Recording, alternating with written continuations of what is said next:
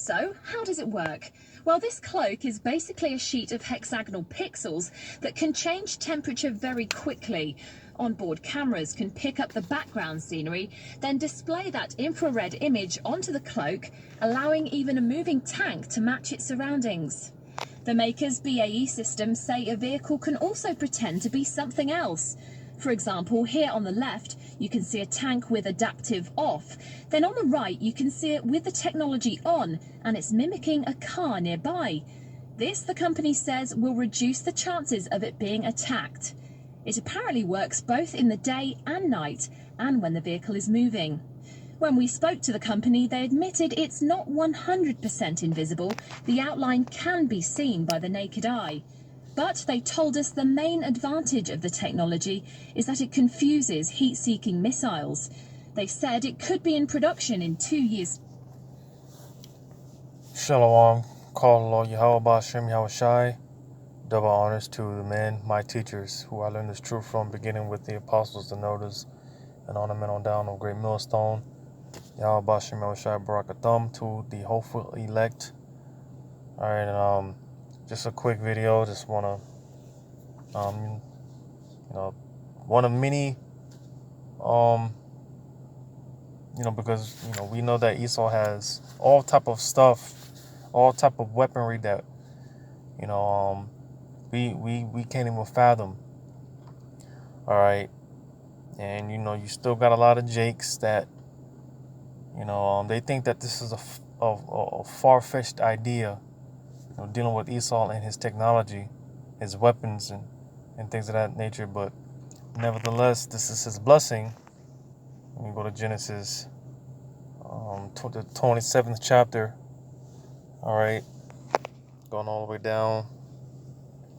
Now, after our forefather Jacob supplanted Esau out of this blessing, all right, Esau vowed in his heart that one day he was going to pay us back. All right, and he would use his blessing, which I'm about to get, to do it. All right. So Genesis 27 and 38. It says, "And Esau said unto his father, Hast thou but one blessing, my father? Bless me, even me also, O my father. And Esau lifted up his voice and wept." All right, because again, Jacob supplanted Esau out of everlasting life, the kingdom, immortality. All right. So this is why, Esau, he's crying like the baby that he is. All right. And, he's seeking a blessing from his father Isaac.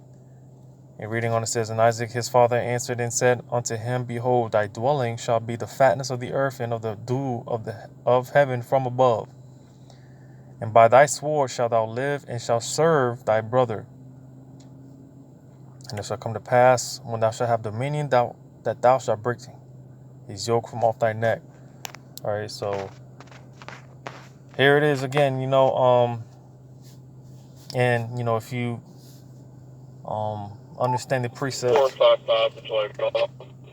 Slakia. If you understand the precepts, I am on the plantation, by the way. But if you're understanding the precepts, that Isaac was Yahushai. All right. So again,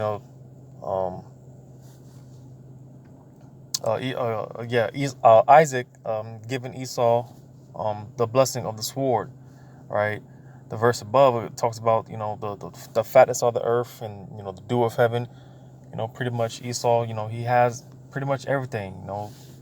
All the riches and all these wars that they win and all these other things, but for the most part they get it by their sword, all right, because that's their blessing. And the sword, it goes into the modern day guns and tanks and things of that nature. It's technology, it's weaponry. All right, this is all a part of the sword. Right. This is how Esau was able to accomplish the world. Because when you read Job 9:24, let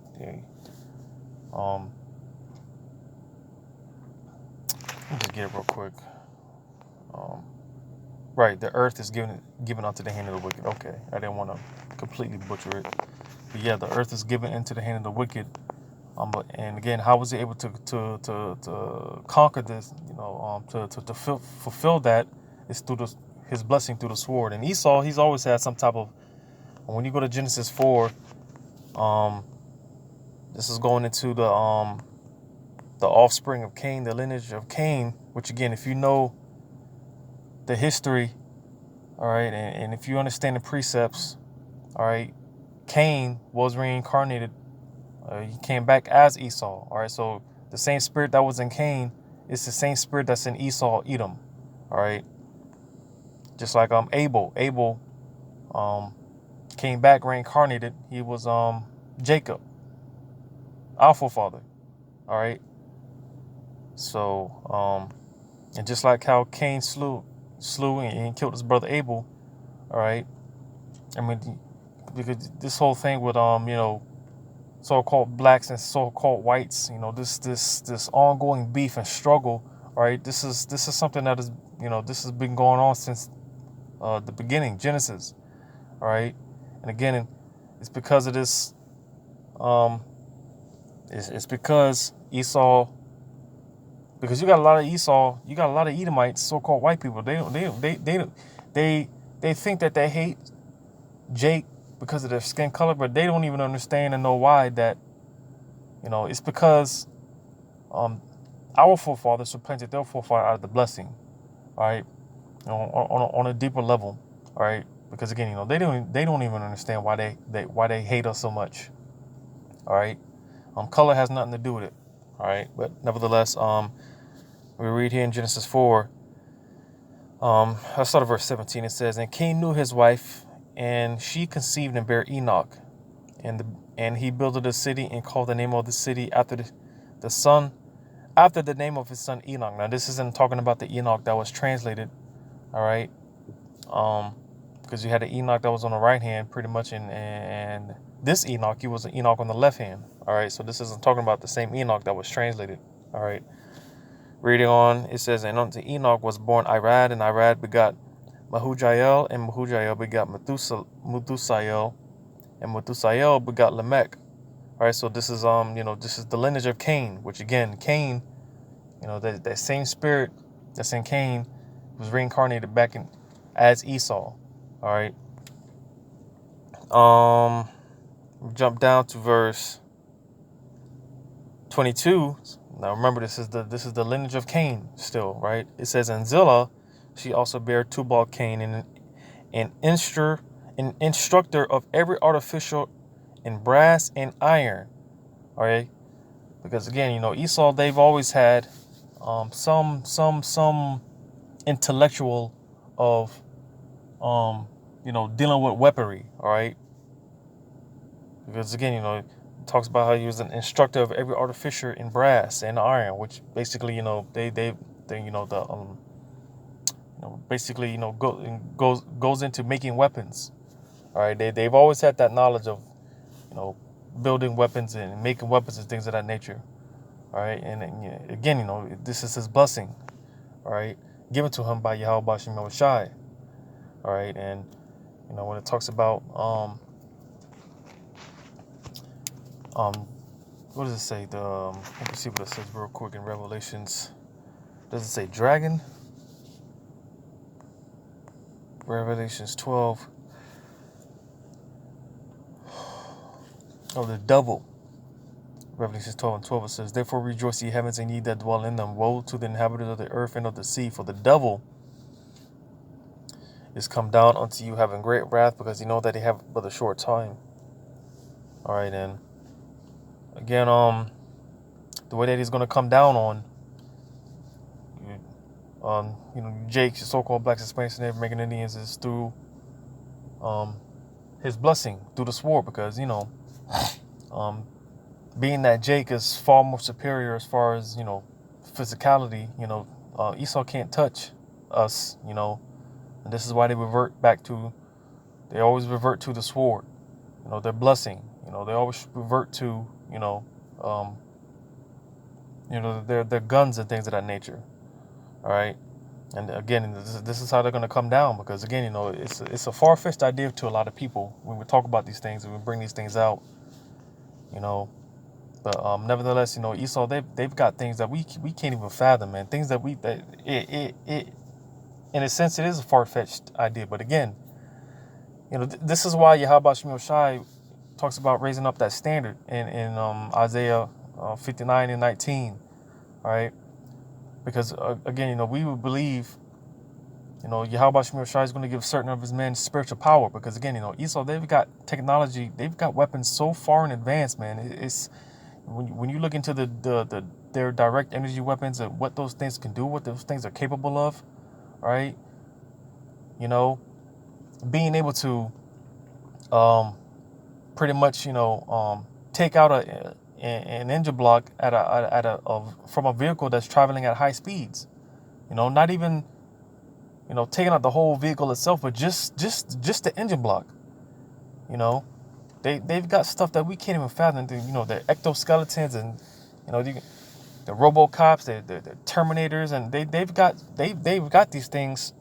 They really do got these things that it far excels our comprehension. But again, this was given to him, all right, and again, this is what he's going to use to come against the Israelites. All right, Jake's out here talking about buying guns and all, doing all this other stuff with Jake. Esau, Jake got to understand, Esau, they've got bigger guns, man. And, they've got all type of stuff, man. Stuff that'll, man, they gonna shoot you with a dart, man. And you'll drop dead before you even know what hit you, man. They've got all type of stuff that we can't fathom, man.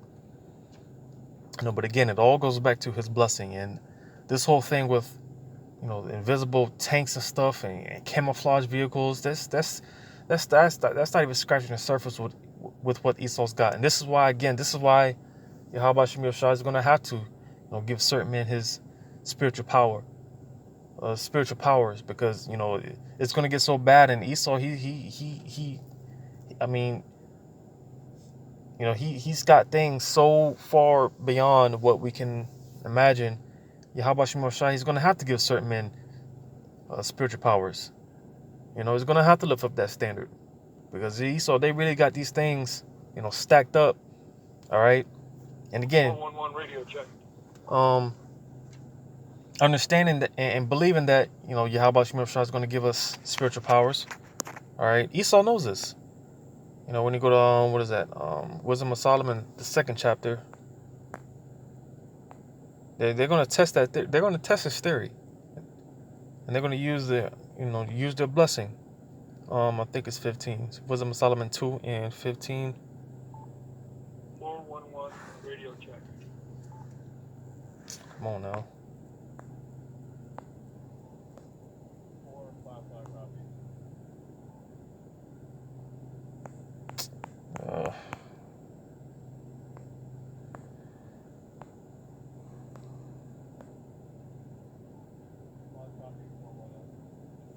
What's going on? Copy.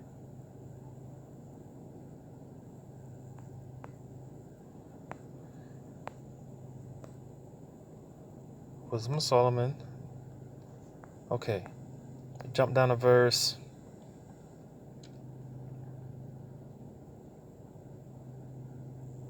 I'll start at verse 16. It says, "We are esteemed of him as counterfeits. He abstaineth from our ways as from filthiness. He pronounceth the end of the just to be blessed." Because again, you see, we believe and understand that our end, what our end is going to be. Again, we're going to get the kingdom. We're going to get the blessing. All right. And it says, "And maketh his boast that the Most High is his Father." Yeah, that's exactly what we do. We boast in Yahweh Shemel Shai in all things. All right. And again, one of those things we boast about is getting those spiritual powers and immortal bodies and all these other things. Well, this is Esau's mindset. Verse 17, it says, "Let us see if his words be true, and let us prove what shall happen in the end of him." So you see that they're going to test this theory about spiritual Israelite men getting spiritual power and stuff. They're going to test that theory. All right. Read on. It says, "For if the just man be the son of the Most High, he will help him and deliver him from the hand of his enemies. Let us examine him with despitefulness and torture, that we may know his meekness and prove his patience. Let us condemn him with a shameful death, for by his own saying he shall be respected." So you see that? This is the mindset of Esau. All right, they're gonna test this theory out, and this is why you have all these pretty much these staged events and these riots and protests and everything's going on. Esau, he's stirring up the chaos, to have the excuse to come down, with martial law and the different military troops. And, from there it's only going to get worse, because when that happens and, you start cutting the resources off from everybody, you start cutting supplies and food starts running lack and things of that nature, the people are really going to start becoming restless. Like I said, it's going to get extremely bad out here. And it's going to get to a point where, you're going to start having shootouts with the military and stuff like that. And this is why, again, Esau wants these things to happen so he can have the excuse to come in. All right. And again, when he comes in, he's going to come in with that, with all these different weapons and advanced weaponry. All right. This devil, is coming down with great wrath. The sword is being sharpened, which I'm about to get right now in Ezekiel 27, I think. Ezekiel 27.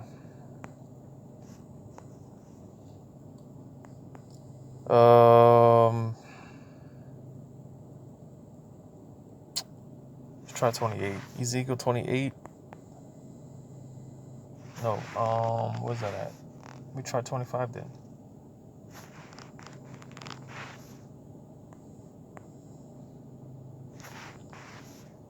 Oh, man. Was it 28? Wait. Might be tripping.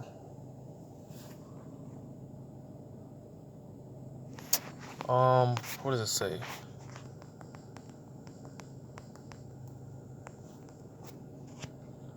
Slakia. Okay, Ezekiel 21, verse 9.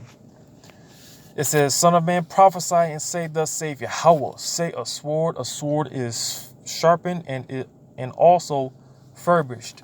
So you see, Esau is mounting up his troops and all his military and all his weaponry. All right, because the sword is being sharpened. Because on a deeper level, Esau, he's pissed off that again we had the birthright, we supplanted the birthright. All right, and they're trying to get that back by all means necessary. All right, so this is why, like I said, this is it's a lot deeper than skin color. All right, even Esau, a lot of Edomites don't even know why they hate us so much, why they hate Jake so much. It goes deeper than skin color. All right, it's because we supplanted the blessing from them. All right, and Esau vowed in his heart that he was going to pay his brother back. He was going to get Jacob one day. All right, and we're coming to that day in time. All right, Esau, he's going to fulfill that. And how's he going to fulfill that? Through the sword. But on a deeper level, ultimately, Yahweh Shemel Shai is using Esau, Edom, to punish the two-third Jakes. All right, that's what Esau doesn't get. He doesn't understand. Reading on, it says, "It is sharpened to make a sore slaughter. It is furbished that it may glitter. Should we then make mirth? It containeth the rod of thy son, the rod of my son, as every tree. And he giveth it to be furbished, that it may be handled.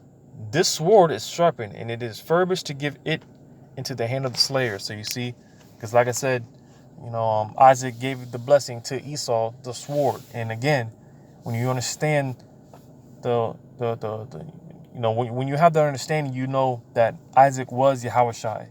All right. So again, this is a blessing that was given unto him. All right. So because like I said earlier, Jake trying to buy up arms and all this other stuff. Our fight is not carnal. All right. That's Esau. That let them be carnal beings. All right. Our fight is spiritual. Like I said, our power comes from Yahweh Shemel Shai. All right. We're going to trust in it. And him to defend us in those days, because it is going to get bad out here.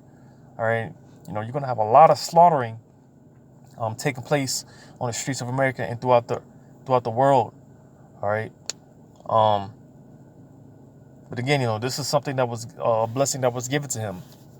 All right, and like I said, you know, dealing with this whole invisible vehicles and stuff, man. This is only the tip of the iceberg, man. Esau, they've got all type of stuff that we've never seen before, stuff that we can't comprehend. All right, stuff that they can see through walls and all type of stuff. All right, and you know they're about to, you know, unleash their fury. All right, and this is why, you know, we cry to Yahweh Shemel Shai. You know, we hope that we get, you know, get those spiritual powers. You know, we're protected in those days and whatnot, because it's going to get bad out here. All right.